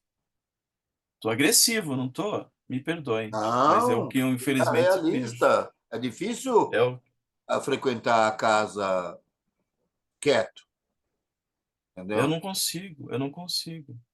Eu não consigo. E por isso, quando eu sou convidado aos vários lugares, eu levo Kardec. Eu levo Kardec, sob o risco de ser Você é um cancelado. subversivo. É, Você é um exato. subversivo. Eu sou subversivo. Eu me atrevo a falar de Kardec em casas espíritas. E eu acho que isso ninguém mais quer. Essas É pessoas, verdade. no geral, não querem. Ainda bem que a gente tem o NEF, né, Miriam? Sim, Ainda bem ainda que a bem gente que a tem o gente NEF. tem o NEF, não se pode falar de filosofia, né? Isso. Porque Então, se você vai trazer política no centro espírita, eles não estão preparados para discutir a filosofia política. Nem sabem o que é. e Porque ninguém não, sabe que porque não tem e, Kardec dentro do centro espírita. Porque se tivesse, e saberia. ninguém sabe a matriz de Sócrates, Platão e o Aristóteles no Não processo sabe, não tem a espírita. menor ideia. Fala Não tem de a menor Sócrates ideia. e Platão como precursores, mas não toca nesse assunto. Não, mas nem leem ali, tá lá no Nem lembra. Evangelho, é fácil de ler, tá ali. Não leem. Quando você Nem fala, lembra. como? Eu falei, gente, você não lê o Evangelho? Tá lá. Entendeu? Não leem. Por isso que é difícil E- discutir filosofia política dentro do centro espírita. Eles não têm essa formação, não têm essa Então, capacidade. Não tem. então eu fazer gostaria de isso, para fazer isso, teria que fazer toda uma renovação dos dirigentes espíritas, das escolas de aprendizes, sei lá como é que chama, para poder depois, daqui a alguns anos, começar a falar sobre isso.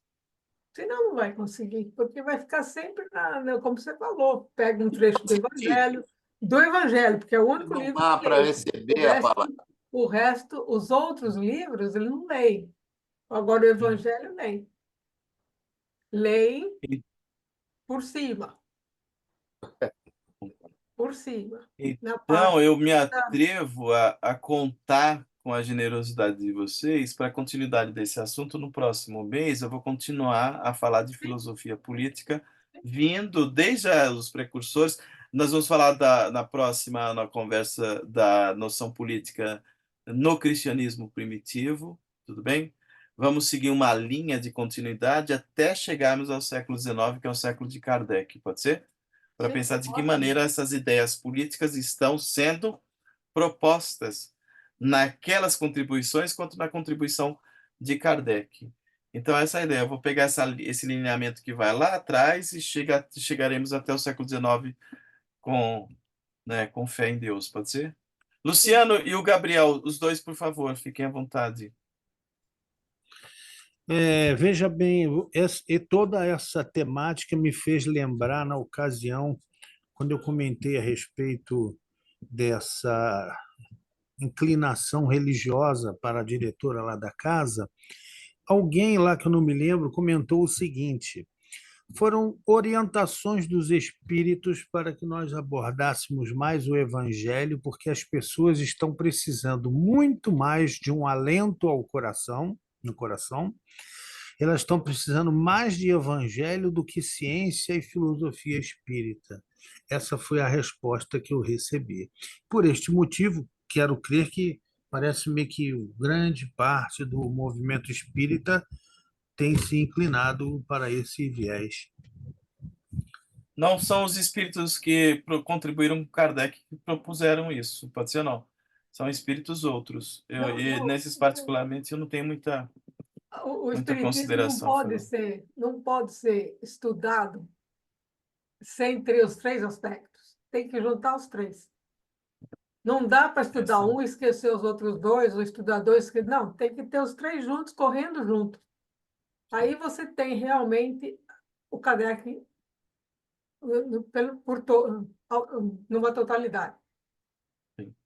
Pegar só um lado, só um viés, não vai dar certo. Sim. Então eu conto com vocês, se vocês tiverem paciência de me acompanhar em outros encontros, pode ser? Caso vocês Sim. não se sentiram tão perturbados assim por essas ideias, eu gostaria de contar com vocês, se vocês puderem. Fiquei tão feliz de rever alguns corações amigos, fiquei muito feliz mesmo. Então, por favor, orem por mim, pode ser ou não? Porque eu sou um cara muito perturbado, então eu preciso de gente generosa, gente caridosa mesmo, porque é capaz que a gente seja mal visto mesmo. E é da vida, eu particularmente acho que seja do jogo. Mas eu faço questão de pensar filosoficamente ainda. Pode ser? Gabriel, você queria falar alguma coisa? O Gabriel queria falar? O Não, Gabriel só está está aplaudindo. agradecendo. Tá Obrigado, Gabriel. Não, a conclusão Obrigado, é que amigos. não há maturidade, né? Só isso. Não há maturidade hoje no momento. Há que ter muita boa vontade de alguns para mudar tudo isso. Não, isso incomoda. Nós estamos mudando, Gabriel. Nós estamos fazendo um pouquinho. Isso, Sejamos é nós. verdade. Nós somos a sementinha de mostarda. Sim. Gente, vamos Sejamos nós para encerrar fazer essa diferença. Obrigado de coração a vocês todos. Próximo mês eu conto com vocês se puder. Obrigado. Um beijo no Obrigado, coração. Gratidão. Obrigadão, beijo. Carlos. Um beijo. Boa noite. Tá? Boa noite. Semana a todos. Tchau, tchau. Boa noite a Valeu. todos. Abraço.